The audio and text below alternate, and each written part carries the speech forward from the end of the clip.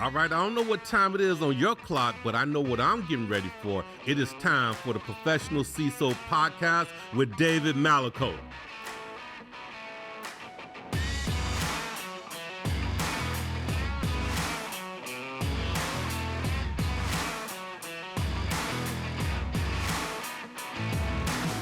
Welcome, one and all, to the Professional CISO Podcast. I am your not host, David Malicoat. We have a special episode for you today. I'm here with my mentor, veteran of episode one, Robert Pace. We'll get into that in a moment, but we're switching it up a little bit. When you have an opportunity, something happens in your life or in your career, you want to be able to really learn from it. And so having the podcast, having talked to my mentor as well as other folks that I have a huge respect for, the idea came up that we'd do this episode the way that we are. So stay tuned here just momentarily. I'm going to hand it off to Robert. Robert's in the interviewer chair. I am now the interviewee. Take it away, Robert Pace. Thank you so much. I really appreciate that. And hello to everyone. I think this is going to be extremely good today. And it's an honor just to be on the Professional CISO Podcast. As you mentioned, it's going to be a little bit different. We have flipped the script and we have David in the hot seat. I think we need some applause or some lights flashing or anything like that. But overall, being able to share an experience, that's what we're looking for.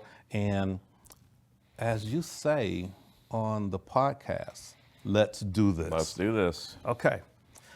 In the work, we have various opportunities happen in life, and we won't go through all the details, but I definitely think the listeners will want to know the mindset. So we're going to break this down into, if there's an opportunity, you try to prepare yourself for it and partake and go through all of those channels. Let's break it down into the interests. Okay. When an opportunity occurs for any type of change in the career or advancement in the career, whatever the case, help the listeners understand what perked your interest on wanting to go through a process. And so I think maybe a good place to start is kind of the what, right? What happened? It was January timeframe, and I was approached by someone at a company. I think we're going to keep this very, very general. Very general, very yes. vague, because we're not looking to call anyone out again. It's all about the learnings. And so it was somebody internal to a company, large Fortune 500 company, and they'd recently had their CISO position open up. And it was a message that came to me and said, hey, I think you'd be a good fit for this. And initially my thought was, they don't know me very well, do they? Right. A little bit of humility, a little bit of self-effacement. But in the end, and anybody can go out and look at my LinkedIn. I don't feel like I have what would be considered kind of the typical pedigree, right? I didn't grow up 100% in cybersecurity, things like that. So that was kind of my first inclination. But after talking to the individual, and I think one of the key things that he had indicated was, it seems like the right time for a change in this company and maybe the way that they approach this. Okay. So I said, if you're willing, I'm willing. Let's do this. So that's the first point, to get that interest. But David, help me. And when did it go to full David mode? Hey, I'm going to do my work. I'm going to really dive into that. What was that transition? Because I think we all kind of get that interest. We get a lot of hits all the time. Hey, you'd be good for this. But when you make that transition? Well, I think it was certainly after I put in the application and the resume. It was. I went through, I polished everything up like you normally do, right? You always give it a good once over. I had it pretty well up to date, so it wasn't a heavy lift by any stretch. I think I had it done within 12 hours or something. I think that's good. You're always ready, right? You having your Pretty items close. Always ready. Pretty close. You're not actively looking, but it's a quick, if you will, baseball, quick call to the bullpen. You can bring something in. Absolutely. Okay. I think it's a case of, I think what I did update my resume with was maybe some of the more recent things. Right. Just tidbits, though. Again, not a major overhaul. Good. You don't have to go and try to redo it. So that lift was pretty simple, quite honestly. And then once the application was in, I just waited, right? So there was Yeah. there wasn't a heavy lift at that either. It was more of a, okay, let's see what happens. No anxiety, you just still relaxed. Yeah, because I can honestly say in the early stages, Okay. it was, if anything happens, it will be a high outside chance, right? So I think that drilling on that if, because as a seasoned professional that you are, you're not swayed right away. You know that there's a process to go through. So Absolutely. if we're talking to all the other CISOs out there, and we got so many folks listening, how do you help that younger CISO versus that wily veteran just on this part of controlling the emotion at that initial stage? Yeah, and I think it's a game of the professional and the personal, right? So the professional side says, okay, you hear all the stories, right? If you have your good mentor, you've talked to them, you've talked to other resources that you trust and and you just know how long and arduous it is, right? Or how long and arduous it can be, let's say. And so to me, it was just like, all right, I just kind of take it and I go put it up on the tack board, right? I put it on the bulletin board and just, there it is, fine. Move it forward, and you just don't let yourself get caught up in that. I still have a day job. I'm still doing what I'm doing. Every day is, family, all that good stuff. This is something, it's a long string, just let it play out. That last part, the long string, that takes us to the interviewing process. Again, keeping it very neutral, but at an executive level, it is not one interview. There's probably multiple interviews, online, in person. Help everybody understand that process. Again, you're in the hot seat now, so we're able to peer into your mind and figure out some key points that we could get from learnings. Yeah, and so initially it was screening by the executive recruiter. And as I've told many folks, you look at your resume. Nobody's resume is 100%, right? You have what you feel like are your strengths, and you feel like what you have are your weaknesses, or areas that are just not as highlights, right? Not necessarily lowlights, but not necessarily highlights. So they could work against you depending on the company or things like that, or perception, let's say. Perception, right. True. And true. so same thing with this. I haven't had public company experience in 10, 12 years. And so that was really, and she highlighted that. So the executive recruiter highlighted that in our conversation. So I was like, okay, they get right to the point, which you fully expect that to happen in a large, Fortune 500 company. So really didn't take too much out of it. I just was very open and, just kind of, this is who I am. Right. And then the next one was actually with the hiring manager. And now keep in mind, all these were virtual. All virtual. So again, this is a company that's on the eastern part of the country. And even though I would not have had to move or anything like that, everything was virtual at this point. So went into the one with the hiring leader, and same thing. I kind of like, okay, I felt like I have some of these strengths, and so tried to highlight those. And funny enough, he immediately went to the areas that I felt like I was weak in, which any good leader probably should do. But funny enough, it wasn't in a case, it wasn't like a dig, or it wasn't like try to make it a bad thing. Actually, it was interesting. He was pulling some things out that were kind of highlights. So, for example, when I owned my own MSSP, I had started an apprenticeship program and put a few people through it because I've found that trying to train people was, particularly college graduates that really didn't have any experience, right, wrong, or indifferent. That's just the way our system's set up. It's easier, better to have some sort of apprenticeship program. You can bring them through, and you're not paying as much money potentially to be able to get these qualified individuals. So he asked me about that, and seemed very eager to understand and learn. So is it correct to really state from that, and I think we all need to see, because we can be so critical of ourselves, the areas of weakness, no, just additional areas to improve upon it. Even in that area, you had a highlight that was brought. And I would even say, like, my learnings were what you think your weaknesses might be are not necessarily what the perception is. And because we all hear the experience over a period of time. Yes. I don't think we as people or humans take that into account, how perceptions can change over time of what these certain things mean. Like my very core, typically, my understanding was over my career, if you ever had done entrepreneurship, large companies don't particularly like that because they think that you're probably you're a little bit more wild, you're a little bit more open and free, and you probably wouldn't Flight risk. Either a flight risk or you're going to be a disruptor. You're not Yes. necessarily going to fit into the corporate culture, and so that was my perception. But in the end, I wonder if you're looking at a company potentially that needs change, right? To have somebody to have that wide of experience to say, yes, I've done entrepreneurship, but I've also done the corporate, and so my perception, I think, considering how far I made it into the process, was wrong, and that's okay, because I definitely had a lot of learnings coming out of it, and that was one of them: is don't necessarily make those decisions for the hiring manager before you get started in the process. That's interesting. I think we take that point of the learnings throughout that process. Again, we have so many folks that are listening, the savvy veterans that's been in there for some time, but then it's the guys that's just getting started. It is understanding how to wrap things up in your resume and getting everything right, but also the homework. You did the traditional homework. You looked up the company. You went through all of the key elements that are core. I just don't want to lose that. That was some time in the evening that you did your own homework. True enough, yeah. And so through that process, obviously LinkedIn, you go look who's who in the zoo, so to speak, particularly around the hiring leader,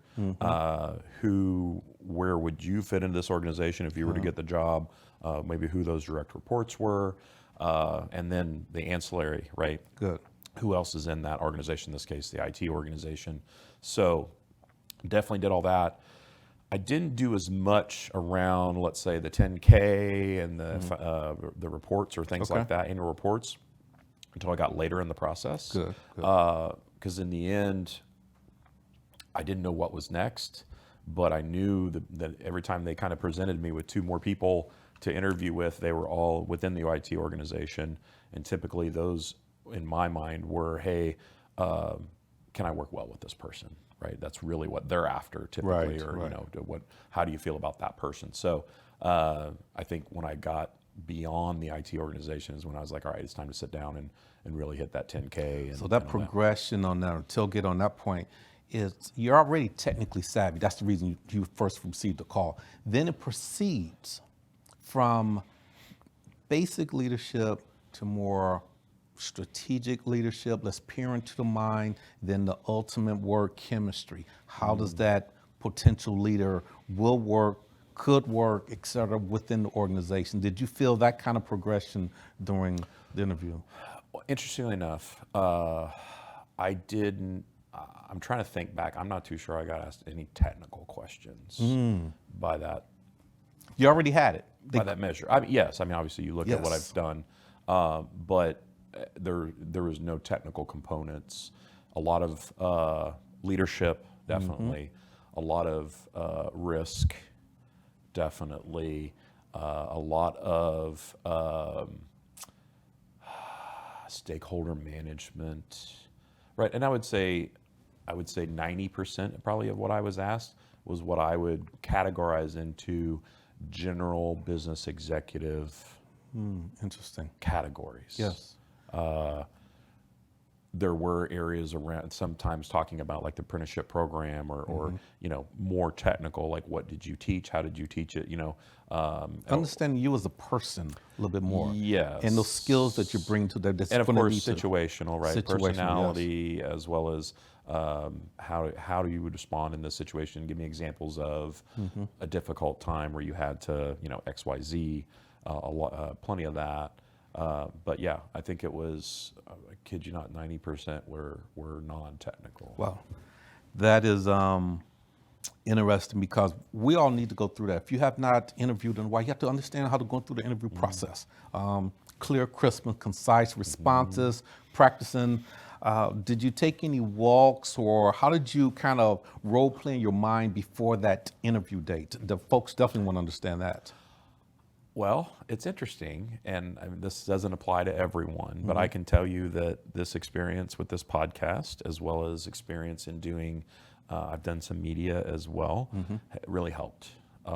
So I can tell already just through my here, I'm thinking off the cuff, so I'm saying more, things like that. And so, but through the process of doing the show and doing the media spots and things like that, I have lessened the gaps and the pauses and being more direct in how I communicate.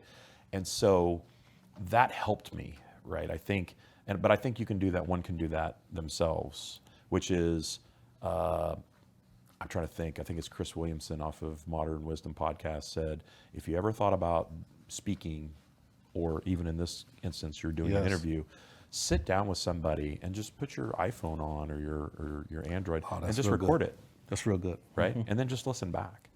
That, so you can do that without any overhead. And you can delete it when you're done, right? When you're done listening to it.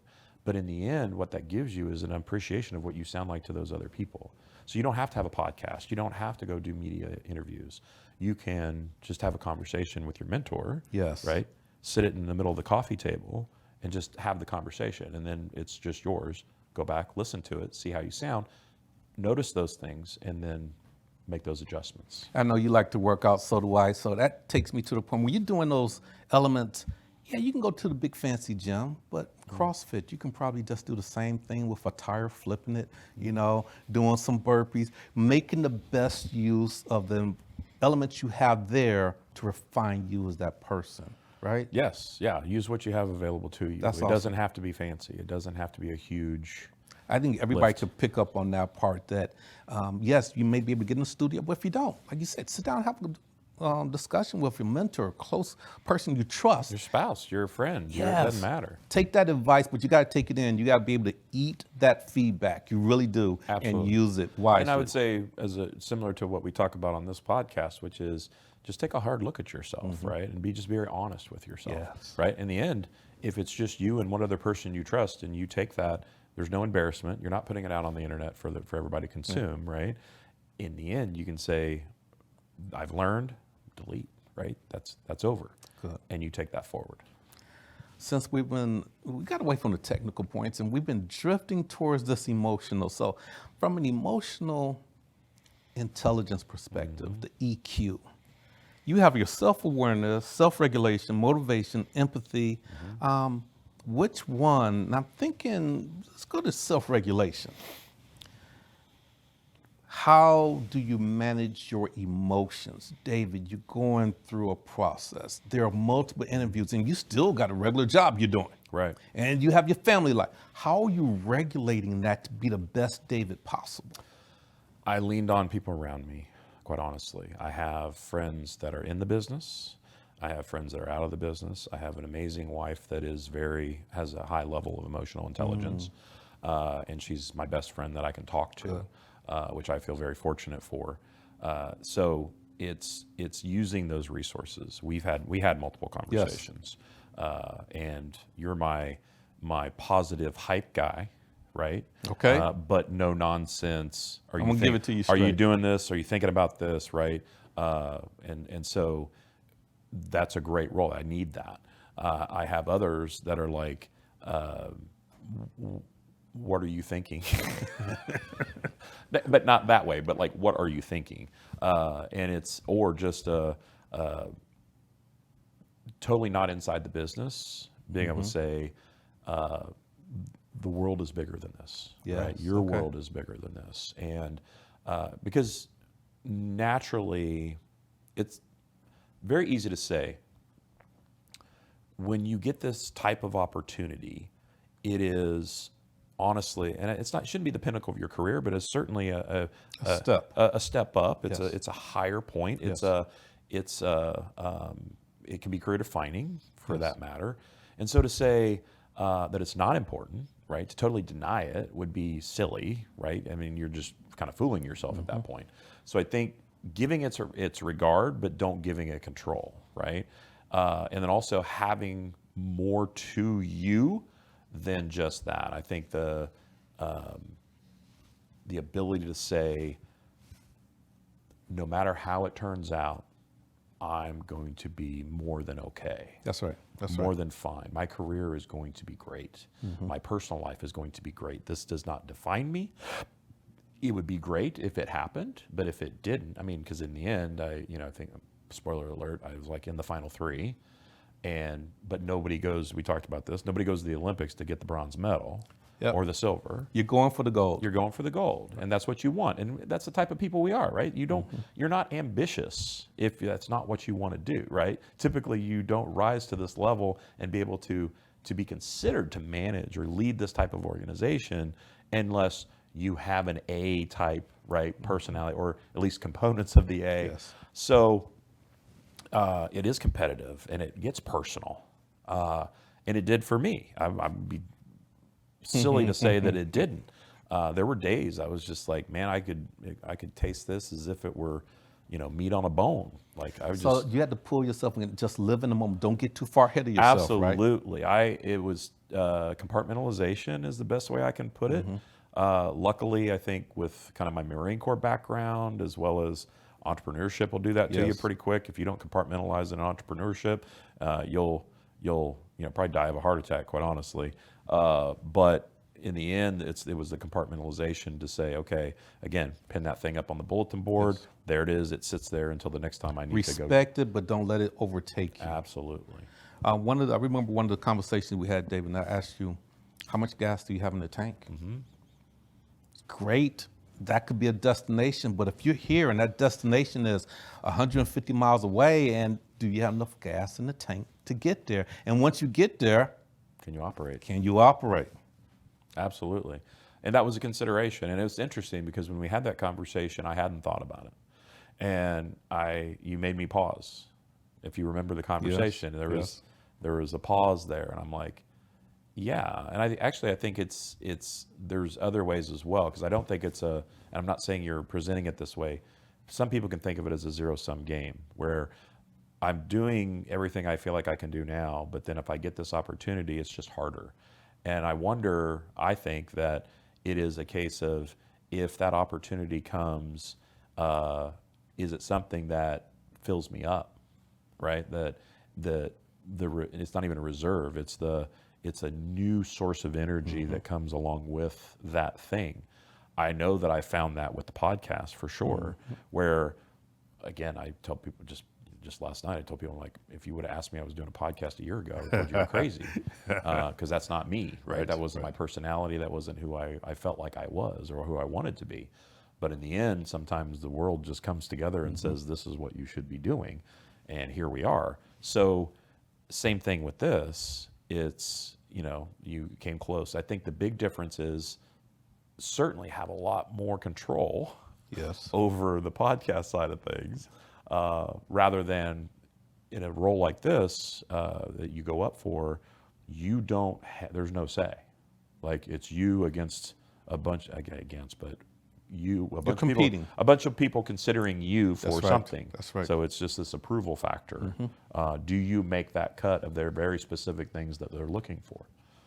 When you're thinking about that, you oftentimes can beat yourself up, but you want to stay calm, stay in the moment, and also share with the listeners, you're always looking at that company, I believe, to see how does it feel, not just the title. What are you seeing in the presentation of the leaders, some of the consistency in words being used, that feel. Hard to get that online, but maybe you can. And then when you're in person, I should say, you definitely can pick up some points. Elaborate a little bit on that for everybody. Yeah, so the first, I would say 8, I think it was, were all virtual. Difficult in a way of, obviously we're not 3D. Right. I'm not. And of course, with Zoom or Teams or whatever you're using, it's hard to look at them and you and the camera, and it's just different. And so, and you're not getting any of the audible clues as well, because there's only so much that comes through besides just the conversation. It can be curated more than something that's live and in person. So, but I felt like I hit rapport with pretty much everyone, except for maybe one person that was an engineer. Okay, that's not bad. It's not bad. And to me, that was the goal, right? Because I feel like in the end, especially with the first 8, which were all IT, you know, in under the hiring leader, these were the people that I would potentially be working with. And so I wanted to hit rapport as quickly as I could, not in a cheesy way, not in but to say, I'm a thoughtful person. I have a high level of emotional intelligence. I have the ability to come in and make an impact. I know it's not going to be easy, don't get me wrong, but at the same time, I would be the best person if you were, because we all know that this is all just a risk equation, right? It is. Because you try to put as much work as you can into this long process to say they're judging you, you're judging them, and it's a risk equation on whether you want that to go through or not. For me, hitting rapport and the connection with people allowed me to find my way into what that culture felt like. And to me, it was positive. I really looked for red flags in the process. And I didn't say I didn't find any, but one of the things is a lot of the folks were very long tenured. So many, many years at this organization, you don't find that this day. That's true. That's true. One of the quotes I have that I will give the shout out. It's Mike Britton, one of my original Unix managers. Yes. He said, "People vote with their feet." That is true. And not like literally, but they walk out the door, and that's your vote, right? And so if you have a bad culture, or if you have bad leader, people leave. And I mean, unless there's some other amazingly compelling thing that's keeping them there, which typically there's not. And so to have that compared with just the interaction with the folks, I felt comfortable going through. Yeah. And I would ask my questions, because one of the big questions I asked was, all right, you're not going to have full success or failure in 6 months typically, especially in a role like this, especially in a large company. So, but if we flash forward 6 months, say I got the job, what would be the indicators that you would see that I was succeeding? So you was openly looking for some feedback Absolutely. in advance. That's Yes. really good. That's powerful. I think a lot of people can pick up on that. It's not so much you're having a plan written in stone, but it's a plan for you to, it's asphalt. You got to heat it up and reformat it, but you got to get some feedback. Right, and I think the big piece of that was that I got a lot of different answers, but a lot of the same answers as well. Gotcha. And so it was perspective, but in the end, that was some of the most telling. And I think, I was able to communicate something with my question as well as get that information back from them. You hit on the point with that emotional intelligence, that EQ aspect. We know the technical base was there. We know that the years of experience, but the emotional side, if you put that in a part of that equation, that's the one that you're controlling.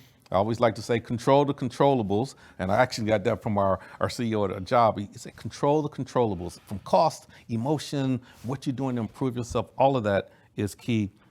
Self-regulation, that was a key point. I think we want to go with these last few moments now. Oh boy. The ultimate, here we go now. Man, that went by fast. Here's some 10 questions for you. Maybe a word or a quick phrase, but keep it short. What's your favorite word? Hope. Hope. I like that. Let's go. What's your least favorite word? Can't. Never did anything. Whew. I don't have nothing to add to that. That was good. How do you manage stress? How do I manage stress? I get outside of myself, typically, whether it be a workout or, this sounds so kind of odd, but I like listening to classical music to separate myself from what I normally do. So it's kind of my retreat to get away and do something else. I do like to sit and kind of solace and listen to classical music and just kind of get away from it. I like that, away and from the chaos. It can be a walk chaos as well, yeah. Okay. What provides you the most joy at work? Being able to develop people, and I don't even just mean the below, it can be people to the side. I think helping people succeed, whether it be through the development of, directly as a leader or side or even above for that matter, but to be able to help them get where they want to go. Yes. If I can help with that, whether it be my direct knowledge or an assist, so to speak, pass that ball, let them make the basket. Nice. to me, that is the most satisfying. That's what brings me joy, is to see because in the end, we all succeed at that point. That's right. Right. What sound is the most pleasant for you to hear?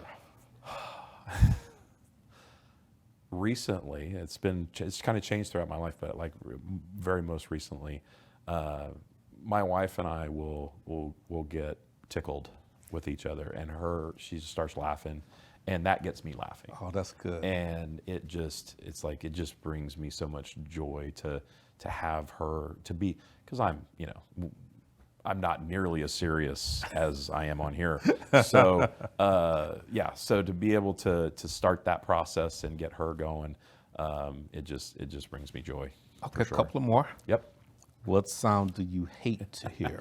Now this is funny. So, and I don't know why, but the blowers. Yes. Revving one of those.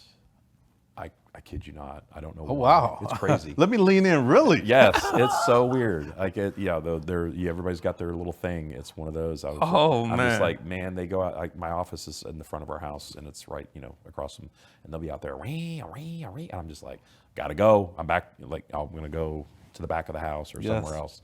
It's not like crazy. I can handle it, but it's one of those. I'm just like, I just don't like it. When you went through that process and you got the news, what was the first word out of your mental point? What was the first word that you either said out loud or just said it internally? Well, fuck, that's it. Well, I mean, I think the big thing on that is it was a lot of time, yes, right, and a lot of effort, but then anything that's worth it is going to be a lot of time and effort. But I think the situation is the way that it was.